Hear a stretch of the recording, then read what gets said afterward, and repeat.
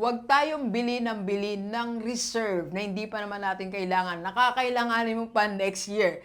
Yung pera na pinambili mo ng reserve na bagay, ipang-invest mo na sa mutual fund. Imagine mo, kung gumastos ka ng 500 kasi reserve mo yan, nire-reserve mo sa next year, kung pinambili mo ng mutual fund, ilang mutual fund share na yan?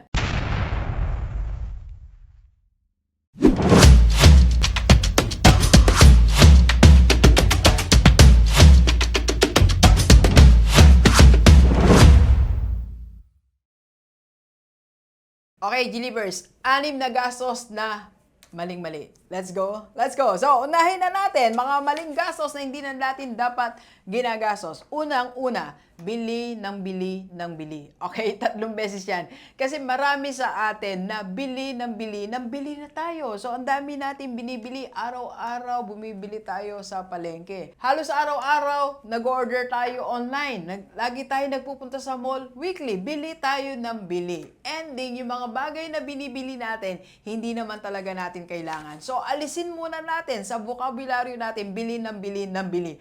Huwag tayong bili ng bili na bili. Alright? Okay. Second, sobrang sabay sa uso. Maling gastos. Usong bag, bili tayo. Usong shoes, bili tayo. Usong pants, bili tayo. Ending, hindi rin naman natin nagagamit. And besides, pag sobrang sabay na sabay tayo sa uso, minsan hindi na quality yung nabibili natin. Bumibili tayo ng 3 pants na ganito kasi siya ay uso, pero hindi mo naman lahat nasusuot. Alam nyo, naalala ko, there was a time na bumili ako nung jogger. Jogger ba yung tawag doon? So, 3 binili ko. Hindi ko naman lahat na suot, nawala na sa uso. Okay? So, wag tayong sabay na sabay sa uso always. Pwede naman, pero wag lagi at wag sobrang dami. Alright? And third, iwasan ang bili ng mga bagay just to reserve. For example, bumili ka ng 3 tuwalya. Isa pa lang naman ang gagamitin mo. Meron ka pang existing ang katwiran mo para to reserve. Okay? So, mali. Na-stock na ang pera mo. Right? Bili tayo ng reserve na gamit sa kusina. Saka na to, gagamitin ko naman to in the near future. So, for me, kung hindi mo pa kailangan ngayon, huwag mo munang bilhin. Alright? Huwag tayong bili ng reserve na hindi pa naman natin kailangan. Nakakailanganin mo pa next year. Yung pera na pinambili mo ng reserve na bagay, ipang-invest mo na sa mutual fund. Imagine mo, kung gumastos ka ng 500 kasi reserve mo yan, nire-reserve mo sa next year, kung pinambili mo ng mutual fund, ilang mutual fund share na yan. Alright? Huwag tayong bili na reserve. Huwag tayong mag-over budget sa grocery. Alam nyo ngayon na experience ko, talagang very tempting na mag-over budget tayo sa grocery. Kasi nito ng mga nakaraang buwan, gusto ko kasi talagang sumaya si nanay. So pag nag-grocery kami once a month, like ko sinasabi kay nanay na, Nay, wala tayong limit. Kasi nung araw po, nung ako po ay employed, pag nag-grocery kami ni nanay, like ko sinasabi, Nay, ito lang yung budget natin, ha? So, ngayon, dahil gusto kong ma-experience niya yon kasi may edad na si nanay, nagda-dialysis pa po si nanay, gusto ko talaga mapasaya si nanay. Sabi ko, mag-grocery tayo, Nay, walang limit. Alam mo, pag wala kang limit and you are using the card, talagang matetempt kang bumili ng madami.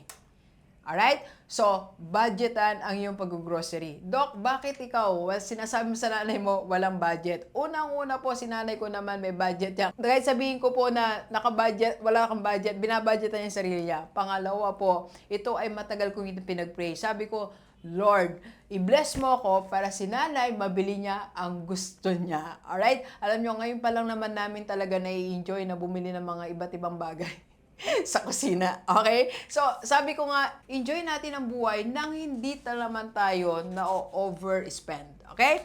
And number 5 po, ito. For too much comfort. You are spending for too much comfort. Yung ayaw mo nang nahihirapan, ayaw mo nang naarawan, so you are spending too much money. Ayaw mo na kasi naghihintay.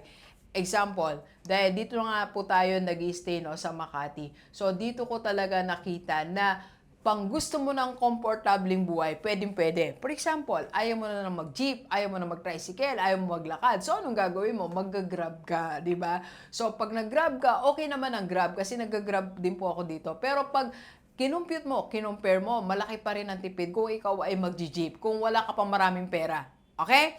So, sobrang komportableng buhay ang gusto natin. ayaw nating nahihirapan. Kaya sumosobra tayo sa gastos. Okay? Pwede maging komportable ang buhay natin, pwedeng ayaw nating mahirapan kung sobra na ang pera natin. Kaya kung gusto mong dumating ka sa punto na yon, magsikap ka dapat ngayon. Build something, build a wealth para you can afford a very comfortable life. Alright? Alright, so G-Leapers, ayan yung mga bagay na hindi natin dapat ginagastusan. Let's go, let's go. Copy po tayo. Copy po. Thank you for watching. We are inviting you to attend our free webinar on how to save and invest the right way and how to avail sa Kaiser. PM na sa personal lobby ko po.